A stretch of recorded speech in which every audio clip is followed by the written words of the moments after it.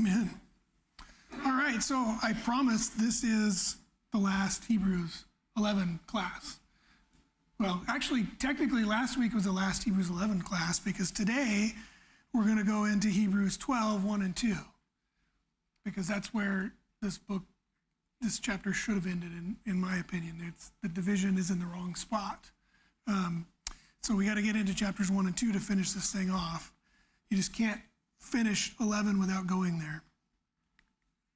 So it's the end of Hebrews 11, almost. One more. This thing is weird. There we go. Hebrews 12, 1 and 2 says this. Therefore, since we have so great a cloud of witnesses surrounding us, let us also lay aside every encumbrance and the sin which so easily entangles us.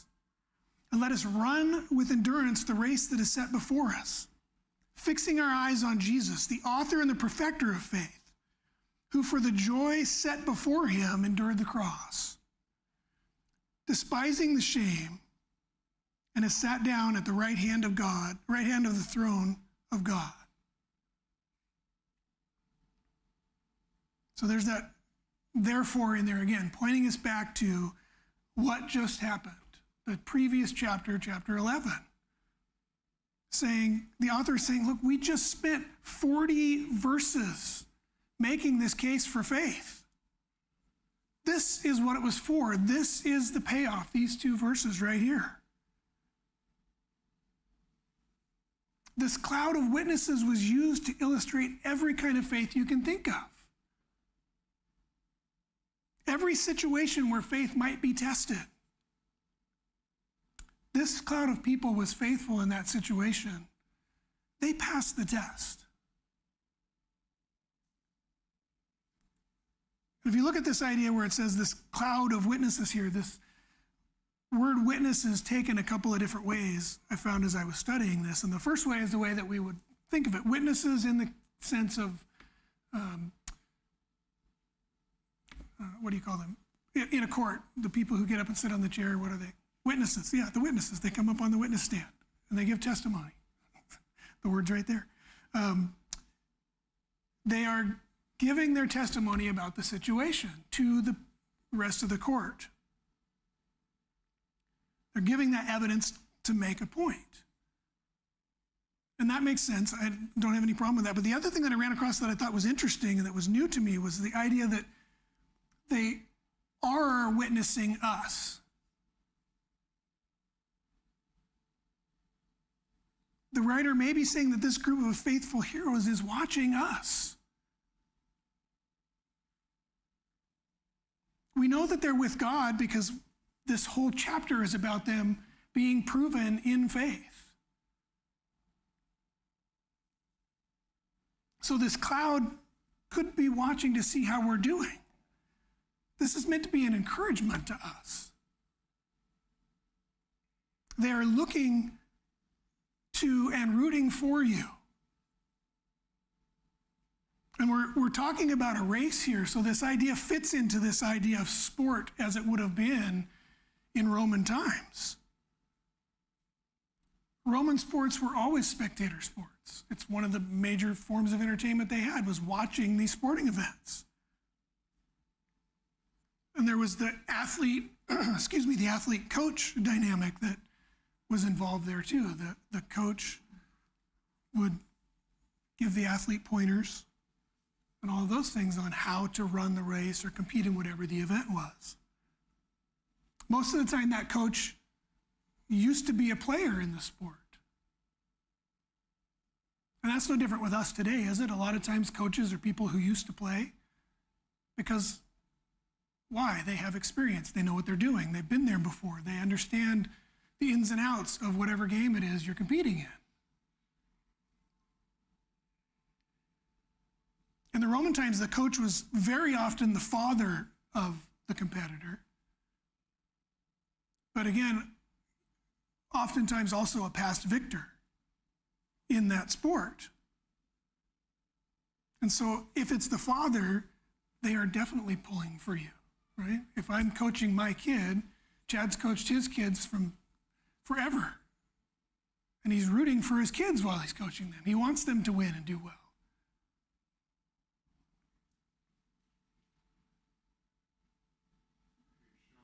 Yes, sir.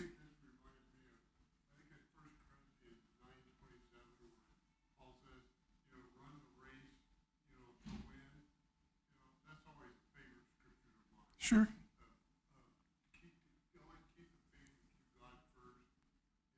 Right.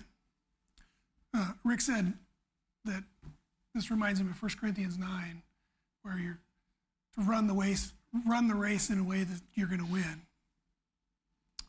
For those that couldn't hear that.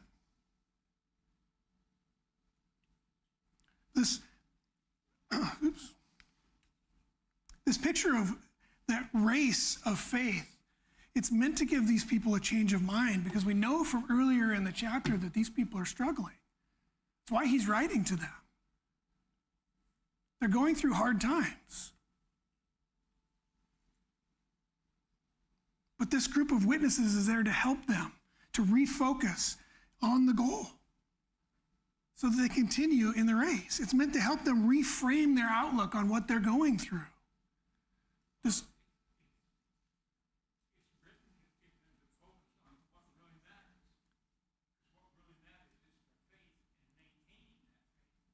mm-hmm. Absolutely. So it's meant to show them that they can finish as a victor. They can finish with honor, approved by God for that faith. Look to these guys, they did it.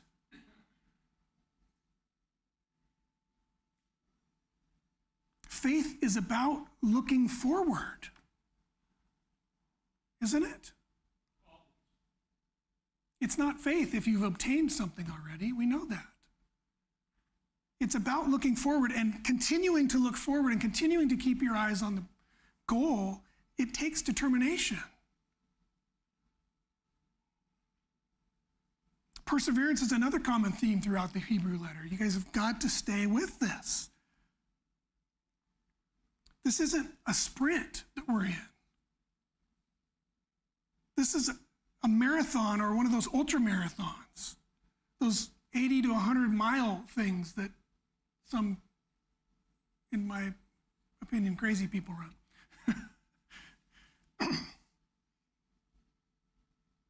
But when we look at the race that is before us in these verses, and we compare that to the race of Roman times that they're living in, there's some big differences. The Roman races were about speed and power and beating your opponent. The individual was the focus of those races. There was only one gold medal, and there was only one place on the top of the podium.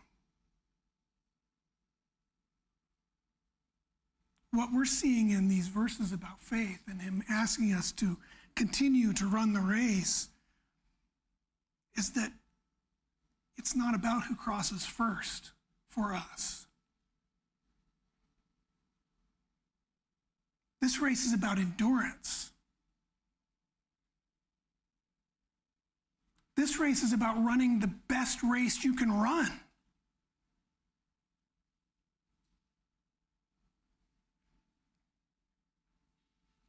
And again, this is still a race that we run as individuals, right? Because I can't run the race for you, and you can't run the race for me. But we're on the same team, is what we're seeing here. The goal is for all of us to finish. He didn't write Hebrews to one person. He wrote it to a group to say, you can all win this race.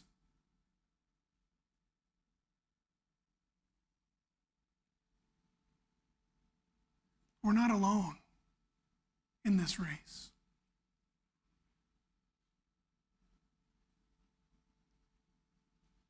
That podium is big enough for all of us to stand on it.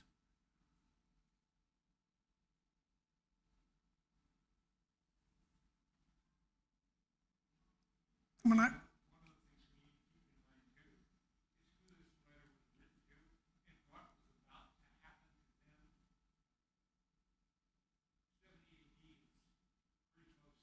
right.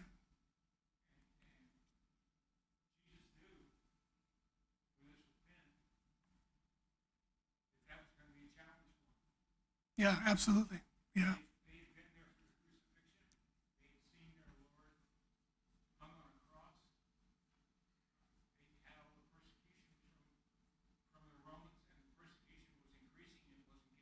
Yeah, absolutely. Yeah.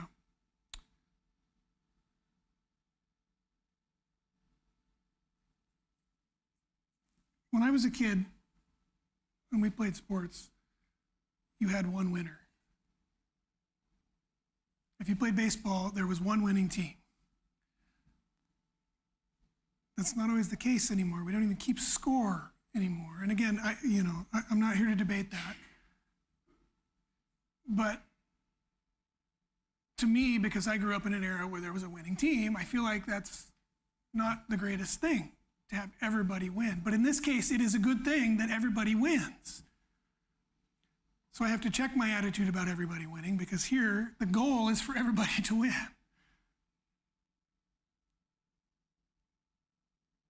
That's the point of this list.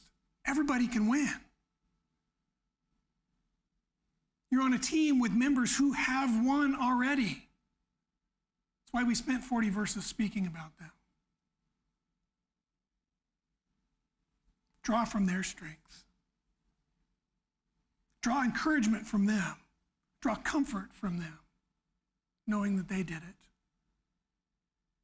Some of them in harder circumstances than even what you're speaking about are going to face the people soon, or they were facing at that time. Yes, sir. Yeah, I just think it's just really fascinating. And not to even take away from the people that are listed here, but the whole point, like, our faith is a testament that others can look at. Mm-hmm. All the many examples that we went over in chapter 11, and you just kind of look at us today and our faith, how we are walking. There's other people that are looking at that, and if we finish the race, other people are seeing that, and especially if we don't come from a really great background, and God was able to save us, we were able to continue on and finish the race. Well, he do it for that guy, he can do it for me. Right. So our faith is a testament to others. Exactly. Others are looking at it. So it's really important to consider. Exactly. For those who didn't hear that Daniel said that this carries over to us. Our faith is a testament to others. When we are living our faith and people see that in us, it's a testament to other people. And like he said, depending on the background you came from, the people in that situation can say, God worked it out for him, he can work it out for me too. So that's a fantastic point for all of this, that we can have the same effect that this list did in chapter 11 with our lives. We can cause other people to look to us and go, oh, it can be done. Boy, think of all the things that person's going through. It can be done.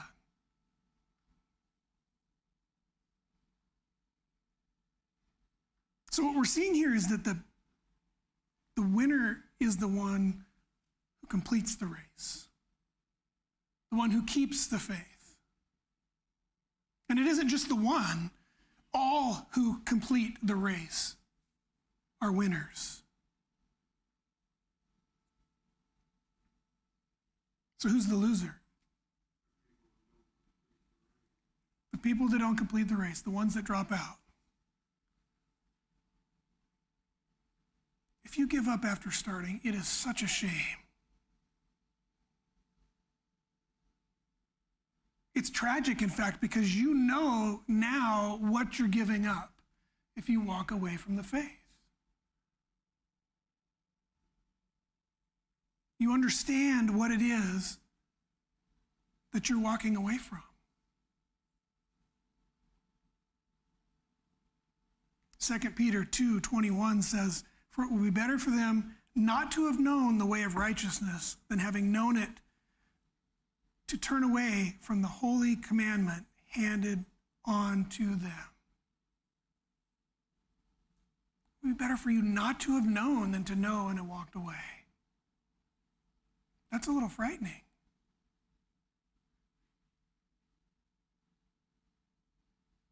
To know that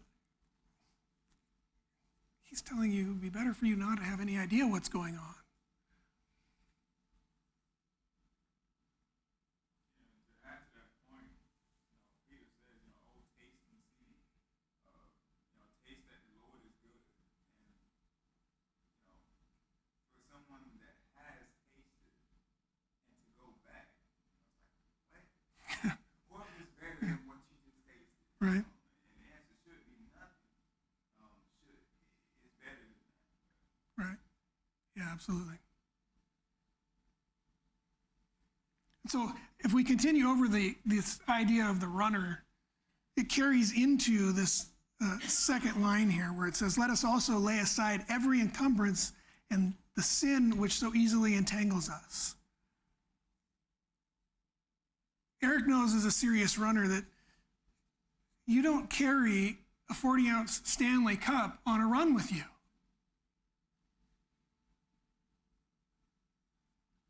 You wouldn't compete in a race with ankle weights on. You might train with them, but you're not going to compete that way because it entangles you, it holds you back, it keeps you from being able to compete well in the race. You're not going to eat while you're running. I mean, you may grab the little bars and packs and things that they do, but you're not going to take your spaghetti dinner with you and eat that while you're running. It just doesn't make any sense. It's going to hold you back. Those things are going to slow you down. They might cause you to give up. Ooh, I drank too much water, I got a side ache, or same thing from eating while I was running. There's all kinds of things that are going to get in your way if you're not removing those obstacles. And certainly sin is one of those things that we need to remove. That's plainly obvious in the verse here, that we've got to get rid of sin in our lives because that is most definitely going to entangle us. Most definitely going to get in our way. It's most definitely going to stop us from winning the race. But it says encumbrances there also, separated from sin. That's added weight or bulk or an obstacle is what that means, that encumbrance. What are some things that could stand in our way that aren't sin? Love of the world, okay. Any other ideas? Anything that's not faithful, okay. Oh, family that's not faithful. Yeah, that was one of the things I had on the list. That happens a lot, where family doesn't get behind your decision to be a Christian. Fear, yeah, that's a good one. Afraid of what could happen if we have to admit that we're Christians to people. Sometimes work can get in the way, can it? Drive for money. I mean, I'm not suggesting that anybody quit their job, but if it's impeding you being able to be here, maybe you think about it. Again, I'm not, you've got to feed your family. I understand there's a balance. But we need to be looking at our lives and going, are there things that are keeping me from doing what it is I need to do to serve my Lord? We have to examine those things. And we're told we've got to remove them. That might be painful. Nobody wants to remove family. Nobody wants to give up a decent job, but sometimes those things are required.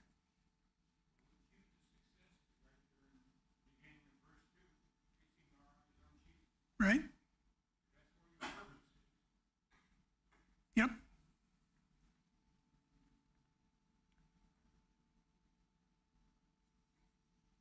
again, the writer's he's telling us here, you've got to remove whatever is in your way. Whatever is going to keep you from finishing has to be taken out of the way. I already mentioned that sin certainly falls into that category, and we need to do our best to remove sin from our lives so that that doesn't entangle us. But as Rex just alluded to, this idea carries over into verse 2. Is if we're going to remove things, but then our focus needs to shift. We've got to fix our eyes on Jesus. I mentioned these ultra-marathon runners a little bit ago. These guys that run 100 miles, 80 miles, whatever it is, and they do this nonstop. They don't sleep and get up and run again. They run 100 miles at one time. And they've asked these guys, what is it that you guys are doing? How is it that you keep going? And one of the most common things that these guys say is they focus on a word or a phrase or some saying that has some meaning or significance in their life. And they repeat it over and over and over and over again while they're running to keep their mind off the pain, to keep their mind off the fact that they still have 99 miles to go, 98 miles to go, 97 miles to go. They just keep doing it. Now, I imagine there may be some of them who are focusing on Scripture while they're doing that. I don't know. But the point is what Jesus is, or what the author is getting at here. You've got to be laser focused on Jesus. If you're going to win this race, do not take your eyes off of him. Just like that distance runner. Because in essence, we are distance runners, spiritually speaking.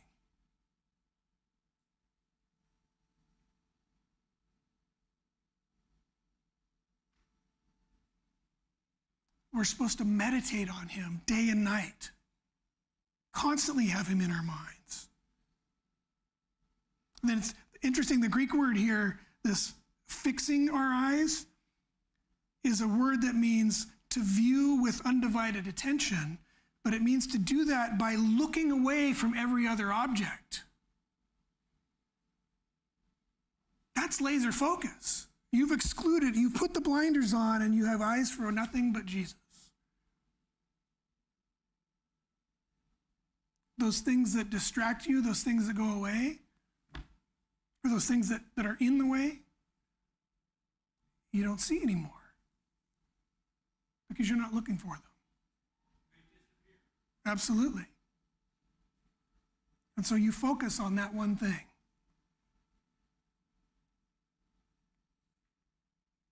And it's interesting because the author has made sort of a switch here. He's been talking about the reward of heaven, being faithful so that you can get to the better country, so that you can receive the promise that was made to all of the prophets and the apostles through Abraham and all of those people. Focus on that. Focus on getting to the better country, moving on beyond this life to what has been promised. But here he gives them the reason for keeping that faith. He's moved from, here's the prize, to why do we care about the prize? It's Jesus. Focus on Jesus. He's the reason. Sometimes the reward alone isn't enough to keep you on track. Sometimes just thinking about the thing isn't enough. He's saying, remember why you're doing this. Because of who Jesus is. Back in my day, Amazon was called catalogs. I know that probably a number of you are old enough to remember these when you were growing up, but you can see here, this is the Christmas catalog from JCPenney's and Sears. Those are the two big ones that always came to my house. starting in, I don't know, I think they showed up around August or something like that. That's a really old Sears one, I know, but this was where we got everything like we do from Amazon, because they had everything just like Amazon does.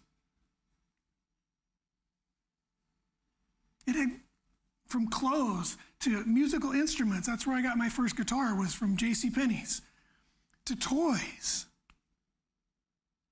In the early days from Sears, you could even buy a house kit. They would send you a house and you put it together like Legos.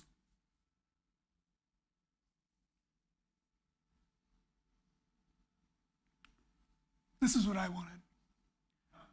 Anybody remember this? Some years, it changed from year to year, so that was one of the cool things about getting the new catalog every year, to see what they changed. Because one year there was a loop in it, and then the loop went away, and then the loop would come back, and it would get, you get more cars one year, less cars the next year. This was what I wanted every single year from, I don't know, probably 5 on.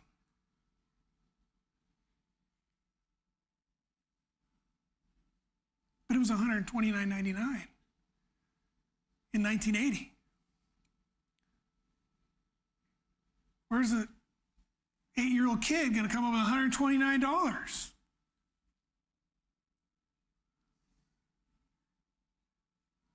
I thought, well, I'll save all my birthday money, save my Christmas money.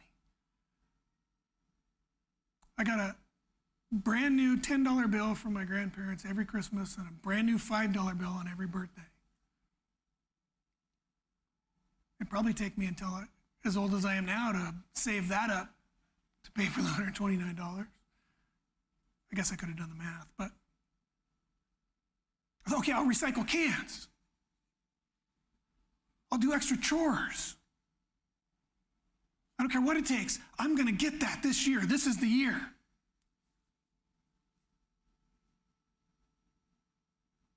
I never got that racetrack. Why? Because every single year, when I had the money in my pocket, something else took my eye. We had a little convenience store just down the road from my house, and we walked down there anytime we wanted to. And they had a candy aisle. I thought, oh, it's only $5. That won't hurt me too bad. But before I knew it, I had no dollars. I'm no closer to my $129 race car set I wanted so badly.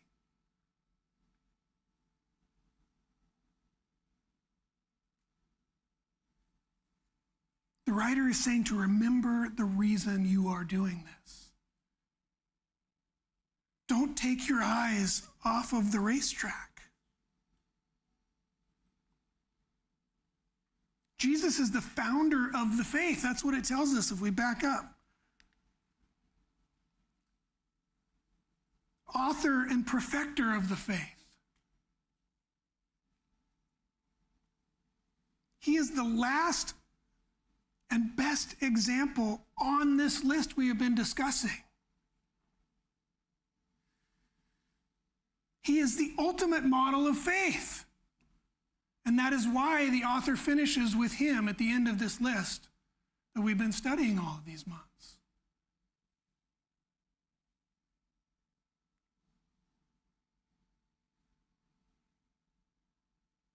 Jesus did what he did for you.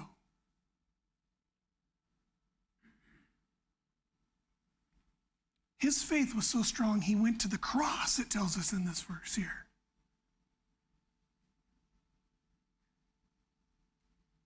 His faith put him on the throne in heaven next to God.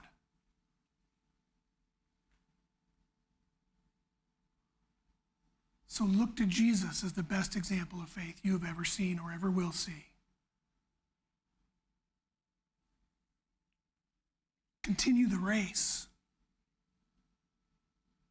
Stay the course. and finish strong because of Christ and who he is and what he's done for you. Bless you.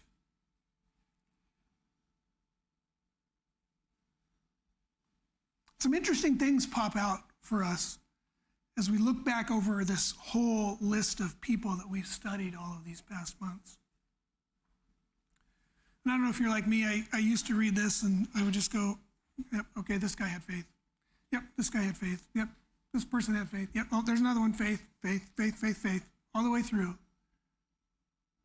I never really took the time to stop and look at it.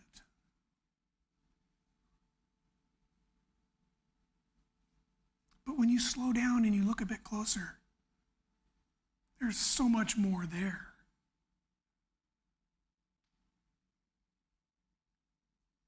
Paul is the author, the author of Hebrews is intentionally telling us certain things. He's building a case from the earliest people we read about in scriptures to the ultimate example in Christ.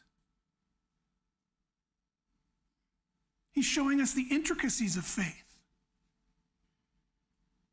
By selectively picking the people that he did,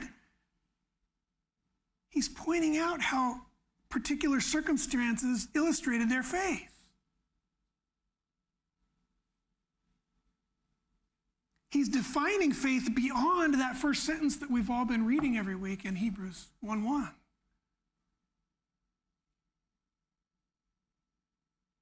Yes, it is the assurance of things hoped for.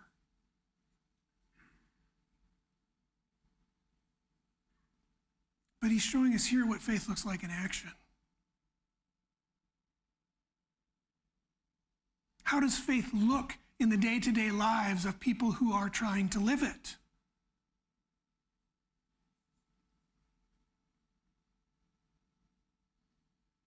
When you look at these 22 people who we can identify, and then those that we've got to speculate on, try and figure out exactly who they're talking about.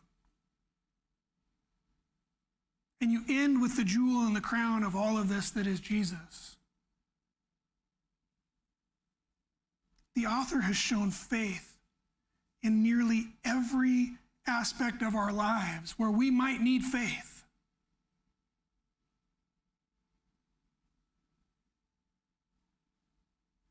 Every place where our faith might be challenged, he's giving us an example in this chapter and 2 verses.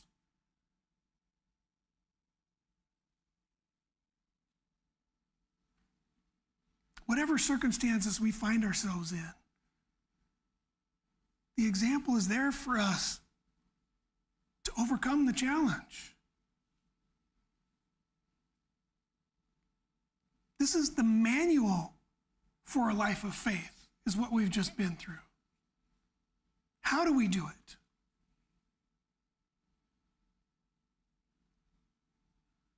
The reason for it is Jesus, because of who he is, because of what he's done. So remain faithful and complete the race. Any questions or comments before we review just a couple of things really quickly? One of the things that really just stands out to me, other than Jesus, we don't really have many people we find persecuted all the way till death in the words that they say. But one of the other people we find is in Acts chapter 7 with Stephen. Mm-hmm. So I'll just read a little bit of it. Verse 55, but being full of the Holy Spirit, he gazed intently into heaven and saw the glory of God and Jesus standing at the right hand of God. And so, even as he sees that and he's looking intently into heaven, he's being persecuted, he's being stoned, he's driven out of the city. And what makes him say, Lord, do not hold this sin against him. Like he's literally being stoned, but he has Jesus on his mind. Mm-hmm. So even as I read this, a lot of times it just brings me back even to this point, where Stephen, he's just looking. He's like, I'm going to continue to look at Jesus all the way up until the end.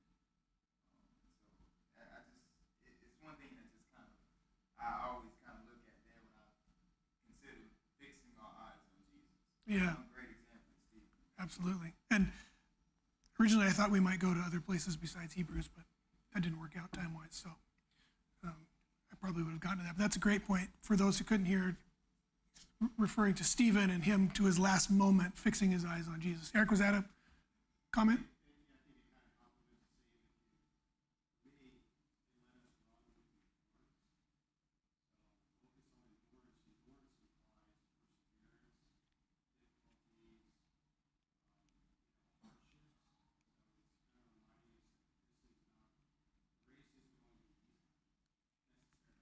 Right, right. So for those who didn't hear, Eric said that the endurance idea kind of stands out for him because it implies perseverance and struggle and difficulty, and you're going to have to face some challenges in your walk as a Christian. So that's what all this is reminding us of.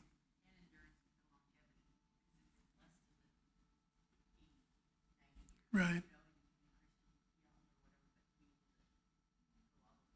Mm-hmm. Yeah.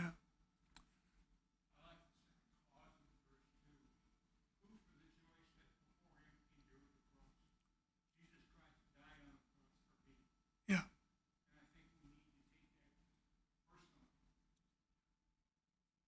Yeah, absolutely. Rex said that he likes the who for the joy set before him endured the cross. Jesus went to the cross for us.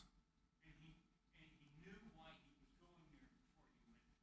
He knew what the end result would be for all Right. of us. Yeah. And he considers it joy that he went there. It was joyful to him to go there for you and me. I can't even wrap my head around that. That's love.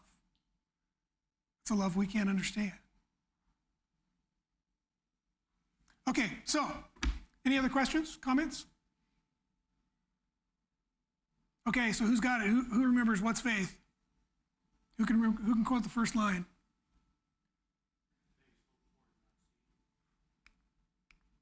I think I put it in here. Oh, we'll come back to you. We'll see if you're right. Hold that thought. So what do we see as we talked about it several times, the model of faith, or the thing that all of those people fit as we went through that list in verses 1 and 2, 6, 13 through 15, and then 39 and 40. So the first thing that we see is that faith gains God's approval. Verse 6 tells us that without faith it's impossible to please him. Verse 13 through 15, all die in faith, looking for a better country. And then in verses 39 and 40, all died without receiving the promise in this life. That's the model that all of the people we talked about fell into in some way or another. Oh, absolutely. Yeah. They just didn't receive it in this life. Faith is the assurance of things hoped for, the conviction of things not seen. There you go, Charlie. Good job. All right, I don't have anything else, so we'll end class there if there's no more comments or questions, and we'll have a short break and sing a song of invitation. Thank you.